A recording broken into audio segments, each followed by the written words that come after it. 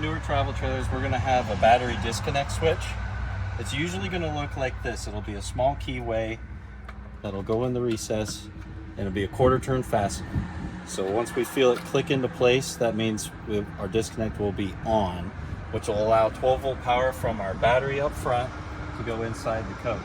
Now, this location may vary on different model of coaches, but for most part, you will have a battery disconnect, so keep that in mind. So now we're going to go to our shore power.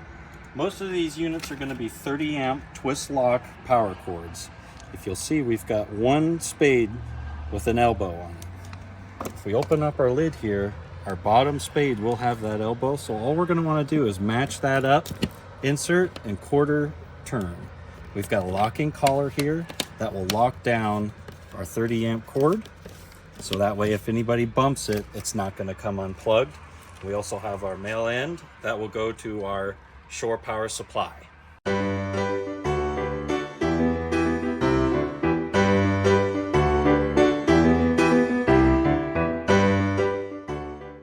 So on the outside of the coach, we're going to have our water heater door. On this one, we're going to have an anoid rod, which also acts as the drain plug. On the bottom of this tank, there will be a plug entry. We'll just screw this in, and that'll be 1 1/8" socket to tighten that plug up. On the top here, we'll also have a pressure relief valve. If you ever want to drain the tank, we'll want to relieve the pressure with this handle here. This is a gas and electric water heater, and that'll all be controlled inside.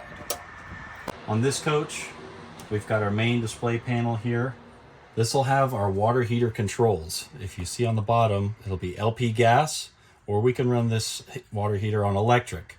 If we're plugged into shore power, we'll just turn that switch on, and that'll heat our water within 45 minutes to an hour. Now, if we want to run off the LP tanks, we'll switch it on here. The water heater will automatically light the pilot and then start heating the water. You'll have hot water with LP in around 30 minutes.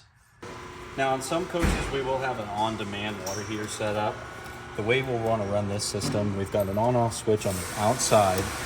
We'll enable it, and we'll always make sure this door closes, ensuring that our exhaust gasket is seated.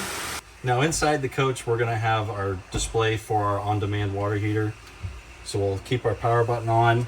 This will show us our water temperature. So we'll set this to whatever we like our shower to be.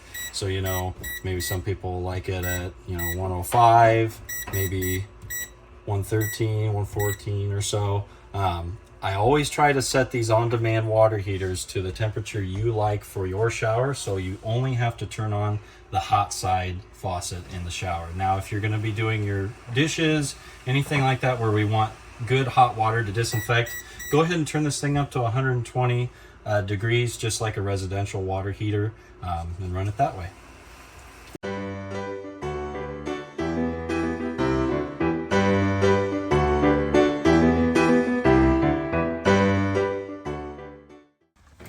Now, in all these coaches, we're going to have a power breaker system. So we'll have our 120 volt breakers, and then our 12 volt circuit here with all of our 12 volt spade breakers.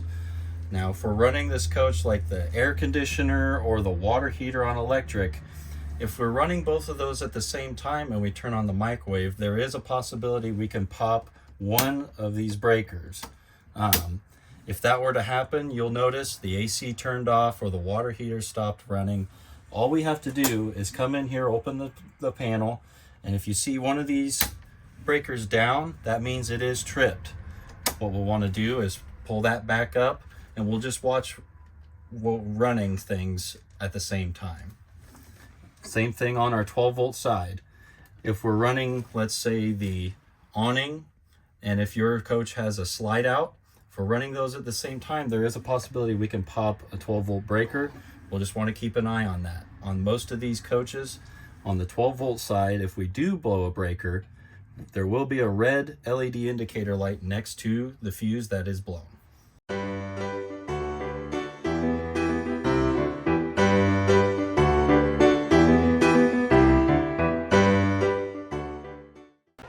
Now, back on our main panel here, we do have an awning control switch here. So this will be to extend or retract our electric awning. So if we'll just hold the extend button, that will extend our awning out. Same thing for our retract.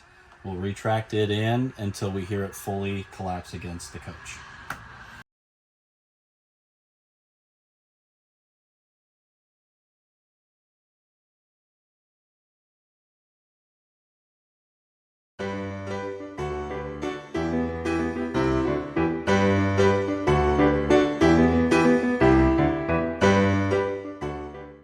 So up front we do have our two 20-pound cylinders for LP. This will feed LP throughout the coach for our water heater, our refrigerator if it is equipped with an LP circuit, and our stovetop. So we'll have 2 tanks. We can run 1 tank at a time off of this regulator. So right now the arrow would be pointing to our left tank. If we want to pull off the other tank, we would just rotate that handle over, making sure our gas valves are open.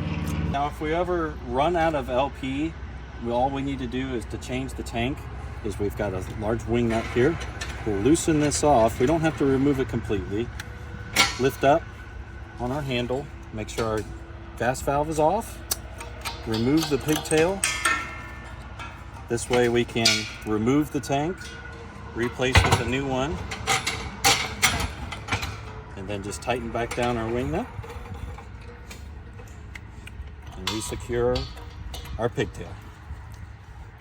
When we turn on our tank, all we're going to want to do is listen for any LP leaks off of this pigtail. If you do, give it a little more tightening and you should be good.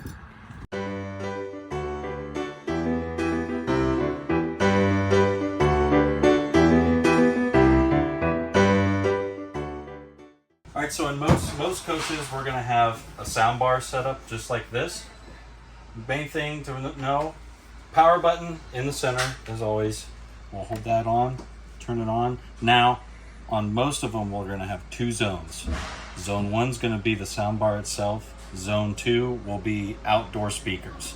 So if we don't want the whole campground listening to our movie, turn Zone 2 off.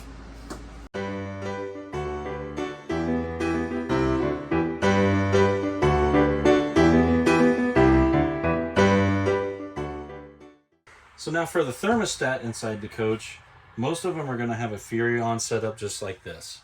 So in the center here, we're going to have a power and mode button. To turn the system on, we're going to hold power till it illuminates. First, we're going to have our fan setting. I'll always keep the fan setting on high so we can get to temperature quickly.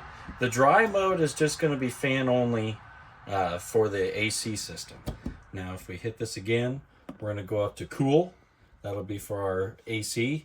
And then if we hit it one more time, this will be our furnace, our gas furnace. So we'll make sure we have our LP on. We'll turn this on and it'll automatically light for us. To turn the system off, we'll hold the power button again and it'll turn everything off.